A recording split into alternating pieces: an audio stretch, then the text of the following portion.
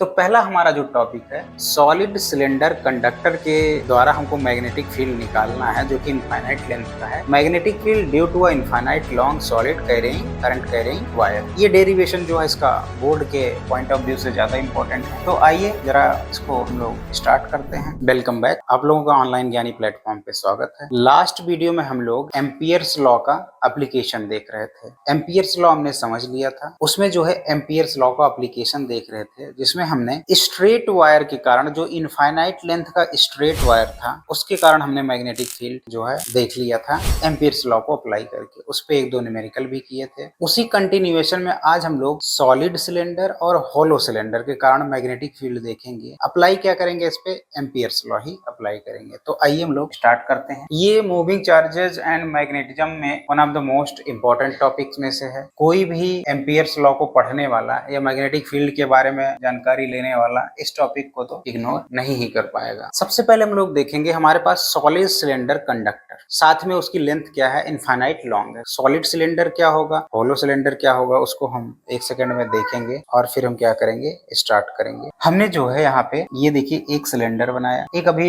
Infinite length का नहीं, हमने फाइनाइट लेंथ का ही बनाया। उसमें से थोड़ा सा पार्ट हमने क्या किया, कट किया हुआ है। ये हमारे पास क्या हो गया, सिलेंडर हो गया। अगर मैं इसकी लेंथ को आगे बढ़ा देता हूँ, ये बता रहा है कि इसकी लेंथ क्या है, इनफाइनाइट लेंथ का हमारे पास सिलेंडर है। अगर इस सिलेंडर को मैं क्या करता हूँ, कलर्ड कर देता हूँ पूरी तरीके से। अगर ये जिस भी कंडक्टर का बना है, कॉपर का बना है, तो कॉपर का पूरा सॉलिड हो, ये पूरी तरीके से सॉलिड दिखाने के लिए हमने क्या किया, उसको कलर कर दिया। तो ये हमारा क्या कहलाएगा, सॉलिड सिलेंडर। चूंकि ये सॉलिड सिलेंडर, चूंकि ये कॉपर का बना है तो ये कंडक्टर तो है, तो सॉलिड सिलेंडर क्या हो गया, कंडक्टर हो गया। और लेंथ इसकी इनफाइनाइट है तो इनफाइनाइट लेंथ हो गया। हम लोग जानते हैं कि सिलेंडर का क्या होता है, एक एक्सिस होता है। तो सिलेंडर की हमने क्या बना दी, एक यहाँ पे एक्सिस बना दी। इसको हम क्या कहेंगे, axis of the cylinder, axis of the cylinder. ऐसे ही अगर हमारे पास एक सिलेंडर ऐसे हो जो कि जिसकी लेंथ तो क्या हो, इनफाइनाइट हो, लेकिन ये क्या हो, होल हो, अंदर जो है ये क्या हो, एम्प्टी हो, और एक्सिस ऑफ द सिलेंडर तो वही रहने वाला है, एक्सिस ऑफ द सिलेंडर तो वही रहने वाला, लेकिन ये क्या हो, होल हो, मटेरियल इसके अंदर ना भरा हो। और अगर इसमें करंट जो फ्लो हो रही है, मान लेते हैं इसमें करंट क्या फ्लो हो रही, आई, तो जो इसमें आई करंट होगी वो यूनिफॉर्मली पूरे के पूरे क्रॉस सेक्शन से यूनिफॉर्मली क्या हो रही होगी, डिस्ट्रीब्यूट होते हुए करंट जो है फ्लो हो रहा होगा। लेकिन यहाँ अगर हम बात करें हॉलो सिलेंडर में, इसमें केवल और केवल क्या, सरफेस से जो है, अंदर तो खाली ही है, तो जो करंट फ्लो होता है वो कहां से होता है, फ्रॉम द सरफेस। जो हॉलो सिलेंडर होता है उसमें जो करंट का फ्लो होता है वो कहां से होता है, फ्रॉम सरफेस। ये एक मेजर डिफरेंस है सॉलिड सिलेंडर और हॉलो सिलेंडर में, क्योंकि हमें इसमें एम्पियर्स लूप लेना पड़ेगा। तो जैसे ही हम इनसाइड में एम्पियर्स लूप लेंगे और एम्पियर लॉ लगाएंगे तो जो आई नेट की वैल्यू हो जाने वाली है हॉलो सिलेंडर के अंदर क्या हो जाने वाली है, जीरो हो जाने वाली। इसलिए इन दोनों में क्या है, थोड़ा सा ये डिफरेंस है। इसमें पूरे के पूरे क्रॉस सेक्शन है। क्रॉस सेक्शन का मतलब, अगर सपोज कीजिए इसकी रेडियस में क्या ले लेता हूँ, कैपिटल आर ले लेता हूँ, तो इसके पूरे के पूरे क्रॉस सेक्शन, तो पूरा का पूरा क्रॉस सेक्शन का एरिया क्या हो जाएगा, पाई कैपिटल आर स्क्वायर, क्योंकि ये सर्कल का होता है क्रॉस सेक्शन। अगर ध्यान से सिलेंडर का देखेंगे तो वो क्या होता है, सर्कल होता है। तो पूरे के पूरे पाई आर स्क्वायर से क्या होगा, जो करंट पास हो रहा होगा वो कंप्लीटली आई पास हो रहा होगा, लेकिन यहाँ पे केवल इसके सरफेस से ही पास हो रहा होगा। तो पहला हमारा जो टॉपिक है, सॉलिड सिलेंडर कंडक्टर के द्वारा हमको मैग्नेटिक फील्ड निकालना है जो कि इनफाइनाइट लेंथ का है। Magnetic field due to a infinite long solid carrying current carrying wire. ये डेरिवेशन जो है इसका बोर्ड के पॉइंट ऑफ व्यू से ज्यादा इंपॉर्टेंट है। तो आइए जरा इसको हम लोग स्टार्ट करते हैं।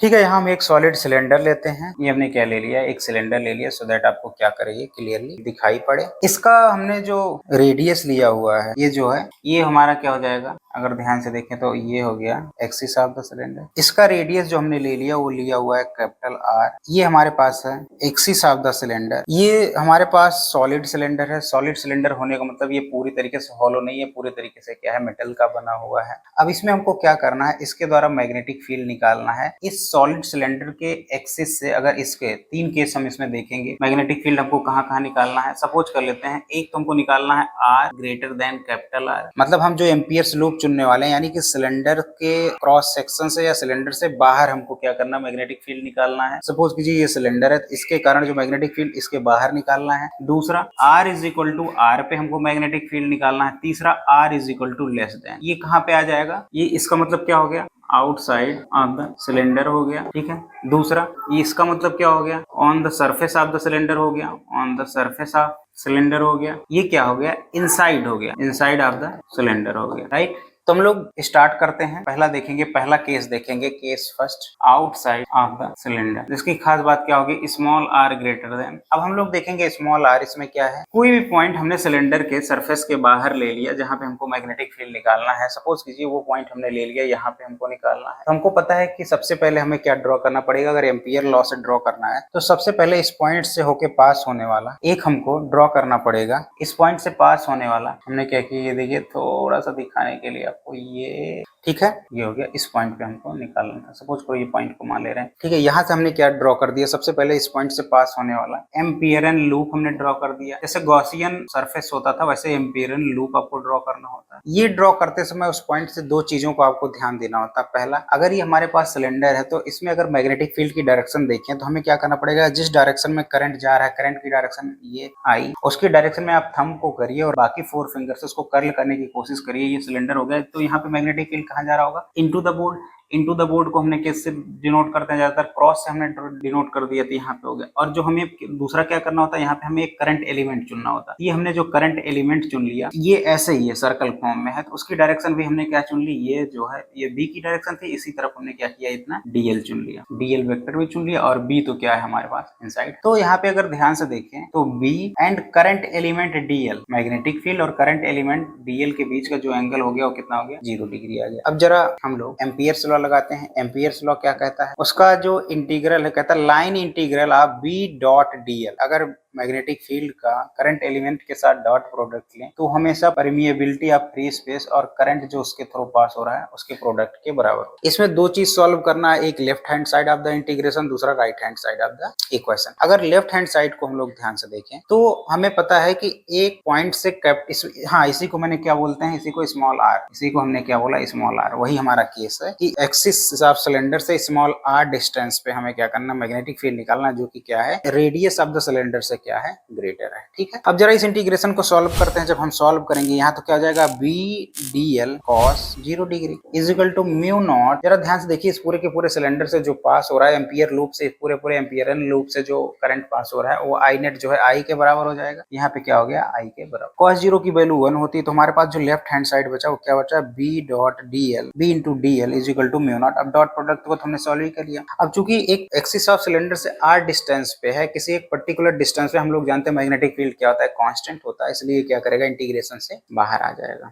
इसको हमने इंटीग्रेशन से बाहर ले लिया तो हमारे पास आ गया बी डॉट क्या हो गया, डीएल इज इक्वल टू क्या हो जाएगा, म्यू नॉट। अब ध्यान से देखिए, ये पूरा का पूरा DL DL DL DL DL पूरे, जब पूरे के सभी डीएल डीएल को जोड़ लेंगे तो जो ये सर्कल हमने एम्पियर लूप सर्कल फॉर्म में लिया है तो उसके सरकमफेरेंस के बराबर हो जाएगा। ये पूरे डीएल क्या हो जाएगा, किसके बराबर हो जाएगा, 2 पाई स्मॉल आर के बराबर आ जाएगा, जो कि क्या जाएगा, म्यू नॉट आई। तो अगर यहाँ से बी की वैल्यू पूछे, mu naught I upon 2 pi small R के बराबर आ गया। यही हमको क्या करना था, यानी कि मैग्नेटिक फील्ड जो हमको सिलेंडर के आउटसाइड निकालना था, एक्सिस से स्मॉल आर डिस्टेंस में निकालना था, जो इसके क्रॉस सेक्शन से ज्यादा था, तो वो कितना आने वाला है, mu naught I upon 2 pi R. अगर इस एक्सप्रेशन को आप ध्यान से देखें तो ये कहीं देखा हुआ नहीं लग रहा है। स्ट्रेट वायर के कारण जो मैग्नेटिक फील्ड आता था उसी की वैल्यू आई है। यानी कि सिलेंडर के बाहर जो है, सिलेंडर के सरफेस के बाहर अगर आप मैग्नेटिक फील्ड निकालेंगे, हालांकि जो सिलेंडर होता है वायर से काफी थिक होता है, काफी मोटा होता है, उसके कारण भी सेम मैग्नेटिक फील्ड होने वाला है जो वायर के कारण होता था, जो पतले से वायर के कारण होता था। तो अगर यहाँ से हम लोग देखें तो जो बी होने वाला मैग्नेटिक फील्ड होने वाला वो 1 अपॉन आर के क्या है, इनवर्सली प्रोपोर्शनल होने वाला। ठीक है। अभी इसके द्वारा हम क्या करेंगे, आगे चल के ग्राफ बनाएंगे। अब हम लोग क्या करेंगे, सेकेंड केस को डिस्कस करेंगे। ये तो हो गया हमारा पहला केस। सेकेंड केस देखते हैं, जब यही पॉइंट हमारा लॉट के सरफेस के ऊपर आ जाएगा। अगर यही पॉइंट हमारा सरफेस के ऊपर आ जाएगा तो ये क्या हो जाने वाला है, स्मॉल आर, ये हमारे पास केस सेकेंड हो गया। ये क्या हो जाएगा, on the surface of cylinder हो जाएगा, यानी कि आर इज इक्वल टू क्या हो जाएगा, कैपिटल आर के बराबर हो जाएगा। अब जरा ध्यान से देखिए, अगर आर जो है हमारा कैपिटल आर के बराबर हो जाएगा, और वैसे ही इस जो हमने अभी एम्पियर लूप बनाया था, सर्कुलर लूप बनाया था, उसको कहीं पे भी डीएल और बी की डायरेक्शन लेते तो वो क्या आता है, आपका सेम ही आता। अभी ये पॉइंट कहाँ चला गया, इसके सरफेस पे आ गया। तो जरा इसके सरफेस पे देखते हैं। अगर इसके सरफेस पे वही ले लिया जाए, ये हमने लिया हुआ, इस बार वही एम्पियर लूप हमने सरफेस पे। अगेन ध्यान से देखिए, अगर मैं यहाँ पे डीएल एलिमेंट लेता हूँ और इसके द्वारा मैग्नेटिक फील्ड निकालूंगा तो यहाँ पे मैग्नेटिक फील्ड की डायरेक्शन क्या आने वाली है, बोर्ड के अंदर ही आने वाली है, जिसको हम क्रॉस से डिनोट करते हैं। राइट हैंड रूल लगा लीजिए, लगा के देखिए तो वो क्या हमने डिनोट कर दिया, क्रॉस। कॉस, और डीएल एलिमेंट लिया है तो डीएल एलिमेंट की भी डायरेक्शन क्या होगी, सेम होगी। लूप तो बदला नहीं, सर्कुलर लूप ही है तो डायरेक्शन वही होने वाली है। और करंट इससे जो पास हो रही है वो आई नेट जो है आर था वो किसके बराबर हो गया है, कैपिटल आर के बराबर हो गया। तो जरा आइए फिर से हम लोग एम्पियर्स लॉ लगाते हैं यहाँ पे। तो एम्पियर्स लॉ अगर हम लगाएंगे B dot D L is equal to, इसको सॉल्व करेंगे B D L cos 0 degree, again वही सेम, बी और डी एल के बीच में एंगल क्या हो गया 0, तो म्यू नॉट आई नेट की वैल्यू अभी अभी हमने बताई वो अगेन वही आई करंट ही जा रहा है। तो ये कॉस 0 की वैल्यू 1 होती थी, ये क्या हो जाएगा integration B D L is equal to क्या हो गया mu naught I, B integration से बाहर आ जाएगा तो surface line integral D L is equal to क्या हो गया म्यू नॉट आई। अब सबको जोड़ लेंगे तो उसके किसके बराबर आ जाएगा 2 पाई आर के, और यहाँ आर कैपिटल आर के भी बराबर है, इसको हम क्या लिख सकते हैं v is equal to mu naught I upon 2 pi small R, इसके कारण सरफेस पे आ गया। अगर आप ध्यान से देखें तो अभी बाहर और सरफेस दोनों के कारण जो हमने मैग्नेटिक फील्ड निकाली क्या आया म्यू नॉट आई अपॉन क्या आया 2 पाई स्मॉल आर, यानी कि मैं लिख सकता हूं जब आर ग्रेटर देन या इक्वल टू आर के कारण दोनों के कारण वैल्यू सेम है। अगर ऐसे ही आपका गॉसियन सरफेस आपको याद हो तो जो हमने स्फेरिकल सेल के लिए कराया था तो आउटसाइड और उसके सरफेस पे इलेक्ट्रिक फील्ड जो आ रहा था वो सेम आ रहा था, वैसे ही यहाँ सिलेंडर के बाहर सरफेस के बाहर और सिलेंडर के सरफेस पे अगर आप मैग्नेटिक फील्ड निकालें दोनों की क्या आ रही है सेम वैल्यू आ रही है, और दोनों क्या है इसके बाद जो है वो इनवर्सली प्रोपोर्शनल 1 अपॉन आर के, ये क्या है क्रिटिकल पॉइंट रहेगा। अब जरा इनसाइड आके निकालते हैं हम लोग, लास्ट केस हम लोग देखते हैं, फिर उसके बाद हम लोग हॉलो सिलेंडर के बारे में भी बात कर लेंगे थोड़ा सा। अगला जो है आर लेस देन हो जाएगा, कहाँ हो जाएगा इनसाइड, तीसरा केस हमारा हो जाएगा, ये हमारा हो गया case third inside the surface of the cylinder. तो आर क्या होगा इस बार लेस देन आर। ध्यान से देखिए, सपोज कि हमने क्या किया ये वाला पॉइंट कर दिया, अब इसके द्वारा अगर हम ड्रॉ करेंगे इस बार ऐसे आ जाएगा। इस बार एक चीज तो कन्फर्म है कि आई जो नेट होने वाला वो आई के बराबर तो नहीं होने वाला, इसके यूनिफॉर्म क्रॉस सेक्शन से इस बार पॉइंट हमारे पास कहाँ आ गया, ये आ गया, जो कि आर क्या है लेस देन। इस बार जो करंट आई हमेशा फ्लो होता था एम्पियर लूप से, इस बार आई नेट तो आई नहीं होने वाला है। सबसे खास बात जो होने वाली वही होने वाली, इसकी रेडियस स्मॉल आर है। तो इसको हम कैसे निकालेंगे, आई नेट निकालने के लिए हम जो तरीका अपनाएंगे यूनिटरी मेथड, सबसे सिंपल सा मेथड यही होता है कि पाई कैपिटल आर स्क्वायर से पूरे के पूरे सिलेंडर से जो करंट पास हो रहा है कितना आई, तो यूनिट एरिया से कितना पास होगा I upon pi capital R square, और जब इसका रेडियस कितना है पाई स्मॉल आर स्क्वायर, जो एम्पियर लूप हमारे पास उसका जो एरिया होगा इतने से कितना पास होगा pi capital R square multiply by the pi R square. Pi से पाई कैंसिल हो गया तो आया ये स्मॉल आर स्क्वायर, पाई ये स्मॉल आर हुआ यहाँ पे ये कैपिटल आर हुआ, पाई स्मॉल आर का स्क्वायर अपॉन ये आ गया कैपिटल। तो आई नेट की जो वैल्यू हमारे पास आ गई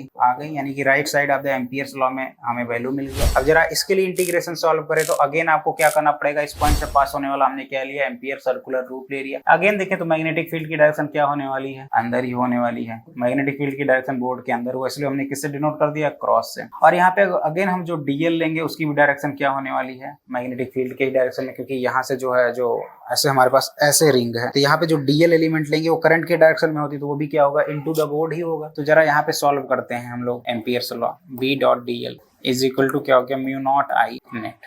इसको सॉल्व करेंगे again B D L cos 0 degree mu naught, अभी हमने देखा जो हमारे पास वैल्यू आई थी वो आई थी I R square upon capital R square, यही वैल्यू आई थी आई नेट की, ठीक है। अब यहाँ cos 0 की वैल्यू क्या हो गई 1, तो जब इसको सॉल्व करेंगे तो हमारे पास अगला आ गया B D L mu naught I small R square upon क्या हो गया कैपिटल आर स्क्वायर। ध्यान से देखिएगा बी क्या होगा इंटीग्रेशन से बाहर आ जाएगा, क्योंकि किसी भी एक्सिस से किसी भी पर्टिकुलर एक कांस्टेंट पॉइंट पे मैग्नेटिक फील्ड की वैल्यू कांस्टेंट होती है। तो B D L is equal to क्या आ गया mu naught I small R square upon capital R square, right. अब जब सभी डीएल को छोड़ देंगे तो इसका सरकमफेरेंस आ जाएगा जो कि 2 पाई आर के बराबर होगा। तो आगे हो जाएगा b into 2 pi small R, ये सबसे इंपॉर्टेंट केस है, इसी में ज्यादा पूछा जाता है, mu naught I R square upon capital R square. तो यहाँ से जरा b को हम इधर ही रहने देते हैं, जब इन सबको ले आएंगे तो mu naught I upon 2 pi capital R square, साथ में स्मॉल आर यहाँ पे क्या है ये कैंसिल हो गया, तो यहाँ पे सिंपल सा बचा हमारे पास b is equal to mu naught I 2 pi capital R square, साथ में यहाँ जो हमको मिला है वो मिला है डॉट आर। ये हमारे पास आ गया सिलेंडर के सरफेस के इनसाइड जो मैग्नेटिक फील्ड होने वाला है। तो अभी तो हमारे पास जो है इनसाइड और आउटसाइड मिल गया। यहाँ से अगर देखें बी क्या है डायरेक्टली प्रोपोर्शनल आ रहा है radius of the ampere loop के। अब जरा ग्राफ ड्रॉ करते हैं, हम देखते हैं इसका ग्राफ कैसे आता है किसी सिलेंडर के लिए। सॉलिड सिलेंडर जब है, अभी हॉलो सिलेंडर की हमने बात नहीं की, हॉलो सिलेंडर के लिए अभी हम लोग डिस्कस करेंगे। अगर सॉलिड सिलेंडर जो इनफाइनाइट लेंथ का है उसके लिए हम मैग्नेटिक फील्ड और पोजिशन वेक्टर आर के बीच में ग्राफ बनाएं तो उसका ग्राफ देखते हैं। हमने देखा था कि जो मैग्नेटिक फील्ड आया था बी, उसकी वैल्यू आई थी mu naught I upon 2 pi small R आया था, जब हमारे पास स्मॉल आर क्या था, ग्रेटर देन या इज इक्वल टू क्या था, कैपिटल आर के बराबर। वहीं पे हमारे पास इनसाइड में आया था म्यू नॉट आई, अभी हमने सॉल्व किया, ये ज्यादा इंपॉर्टेंट फॉर्मूला है 2 पाई आर स्क्वायर, ये वैल्यू आई थी, ये दोनों ध्यान रखना है, इसमें न्यूमेरिकल भी बहुत पूछे जाते हैं जब आर लेस देन। तो यहाँ से हमने देखा था कि बी क्या है, डायरेक्टली प्रोपोर्शनल आर के है, sorry inversely proportional 1 upon R के हो गया, यानी कि, और यहाँ पे क्या है, बी डायरेक्टली प्रोपोर्शनल आर के। यहाँ देखिए और यहाँ ध्यान से देखिए। अब इसके लिए जब ग्राफ ड्रॉ करेंगे तो एक तरफ हमने क्या ड्रॉ कर दिया, यहाँ पे एक एक्सिस पे हम क्या ले लेंगे, एक एक्सिस पे हम ले लेंगे मैग्नेटिक फील्ड और दूसरे एक्सिस पे ले लेंगे पोजीशन वेक्टर आर। यहाँ पे हमने ले लिया पोजीशन वेक्टर आर जो कि क्या कर रहा है, इंक्रीज कर रहा है। दूसरे पे क्या ले लिया हमने, मैग्नेटिक फील्ड ले लिया जिसकी वैल्यू क्या है, इस तरफ इंक्रीज कर रही है, हो गया। तो यहाँ पे एक एक्सिस पे हमने क्या डिनोट कर दिया, मैग्नेटिक फील्ड डिनोट कर दिया, दूसरे एक्सिस पे हमने किसको डिनोट कर दिया, पोजीशन वेक्टर को डिनोट कर दिया। अब जो है ध्यान से देखिए, डायरेक्टली प्रोपोर्शनल का मतलब क्या होता है, स्ट्रेट लाइन। ये देखिए हम एक्सिस ऑफ सिलेंडर से चलना शुरू कर रहे हैं, सरफेस तक क्या है, ध्यान से देखिए, क्या डायरेक्टली प्रोपोर्शनल है तो ये क्या हो जाएगा, स्ट्रेट लाइन आएगा। ये यहाँ से यहाँ तक क्या आएगा, स्ट्रेट लाइन। कब तक, जब तक हम लोग सरफेस पे नहीं पहुंच जाते। जब सरफेस पे हम लोग पहुंच जाएंगे तो जो स्मॉल आर है किसके बराबर हो जाएगा, कैपिटल आर के बराबर हो जाएगा। ध्यान से देखें, इसके बाद क्या है, 1 अपॉन आर के हिसाब से गिर रहा है, तो 1 अपॉन आर का ग्राफ क्या होता है, ये तो B inversely proportional 1 upon R, और ये क्या है, B directly proportional to R का। ये हमारे पास था सॉलिड सिलेंडर के कारण, जो कि बहुत इंपॉर्टेंट था। ये दोनों फॉर्मूले आप जरूर याद रखिएगा जो है न्यूमेरिकल्स को सॉल्व करने के लिए। अभी हम लोग न्यूमेरिकल को भी सॉल्व करेंगे। आइए जरा हॉलो सिलेंडर की बात कर लेते हैं। हमने आपसे कहा था सॉलिड सिलेंडर के लिए हमने बात कर लिया, अब आ जाते हैं हम लोग हॉलो सिलेंडर पे। हॉलो सिलेंडर भी काफी हद तक अगर ये आपको आ गया तो हॉलो सिलेंडर में भी कुछ खास नहीं होने वाला है, देखिएगा। अगला हमारा टॉपिक है होलो सिलेंडर कंडक्टर। वही जो हमारे पास सॉलिड सिलेंडर था, अभी क्या हो गया, हमारे पास होलो सिलेंडर हो गया। लेंथ इसकी भी क्या है, इनफाइनाइट लॉन्ग, उसके कारण हमें क्या करना है, मैग्नेटिक फील्ड निकालना है। ठीक है, अभी होलो सिलेंडर हम बनाते हैं।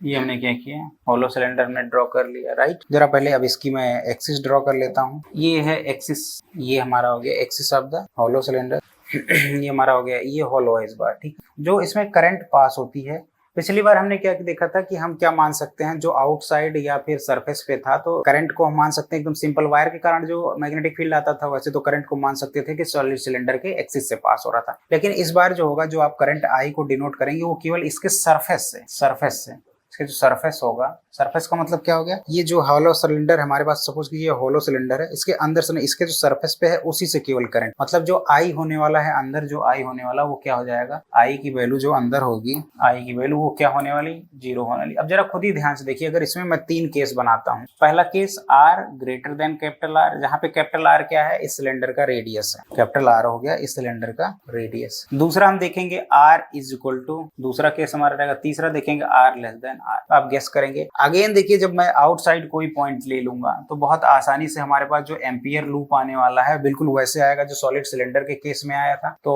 आप उसको भी जरा ध्यान में रखिएगा। तो मैं इसको फटाफट समझा रहा हूँ। हमारे पास जो पहला केस होने वाला है, मैं डायरेक्ट इंटीग्रेशन सॉल्व कर रहा हूँ। B dot D L is equal to mu naught I. यहाँ तो जो आई नेट होने वाला वो आई के बराबर ही होगा क्योंकि इसने सरफेस को ही कवर किया हुआ है। तो इसको जब सॉल्व करेंगे तो हमारे पास क्या आता था, बी डी एल कॉस क्या आ गया 0 degree is equal to cos 0 degree is equal to क्या आ गया, म्यू नॉट आई। ठीक है, म्यू नॉट आई के बराबर आ गया। यहाँ पे इंटीग्रेशन चलता आता था हमारे पास, cos 0 की वैल्यू होती थी, ये इंटीग्रेशन की जो वैल्यू हो गई वो क्या हो गई, b dot dl is equal to क्या हो गया, mu naught I. I net की वैल्यू आई के बराबर। तो b क्या होता है, किसी भी पर्टिकुलर पॉइंट्स पे जो हमारे पास यहाँ पे एम्पियरल लूप बनता है वो कुछ इस तरीके से बनता है आउटसाइड पे, ये देखिए। तो ये जो है ये पर्टिकुलर यहाँ से किसने पॉइंट पे होता है, r डिस्टेंस पे होता है, स्मॉल r डिस्टेंस पे होता है। तो वहां पे मैग्नेटिक फील्ड क्या रहेगा, एक पर्टिकुलर डिस्टेंस पे कांस्टेंट रहेगा। तो ये इंटीग्रेशन से बाहर आ जाएगा, dl म्यू नॉट आई। अब सभी dl को छोड़ देंगे तो इसके क्या होगा, सरकमफेरेंस के बराबर हो जाएगा। तो 2 pi small r is equal to mu naught I. तो b की वैल्यू क्या आ गई, mu naught I upon 2 pi, ये आ गया। इसकी वैल्यू अगर ध्यान से देखें तो इसकी वैल्यू पिछले बार के बराबर ही आई है। अगर मैं बात करूं b आउटसाइड, तो जो ये क्या हो गया, b आउटसाइड की अगर बात करूं तो क्या आ गया, म्यू नॉट आई अपॉन क्या आ गया, 2 पाई स्मॉल आर के बराबर आ गया। ऐसे ही बेटा ध्यान से देखिए, अगर मैं सरफेस पे लूंगा तो भी करंट क्या इंक्लोज होगा, आई इंक्लोज होगा। उसके कारण अगर सरफेस पे भी मैं सेम इंटीग्रेशन को अगर मैं सॉल्व करूंगा, स्मॉल आर जो कि क्या आ जाएगा, बस ये कैपिटल आर के बराबर आ जाएगा, यहाँ पे सेम आएगा, बस कैपिटल आर के बराबर आएगा। इसको आपको कुछ नहीं करना रहेगा, बस यहाँ तक सेम चलता आएगा। तो जो सिलेंडर के रेडियस के बराबर आएगा, तो बस इसको आप कैपिटल आर भी लिख सकते हैं या स्मॉल आर भी लिख सकते हैं। इतनी वैल्यू आएगी जी, ये किसके लिए होगा, R is equal to capital, तो ये दोनों वैल्यू क्या आने वाली है, सेम आने वाली।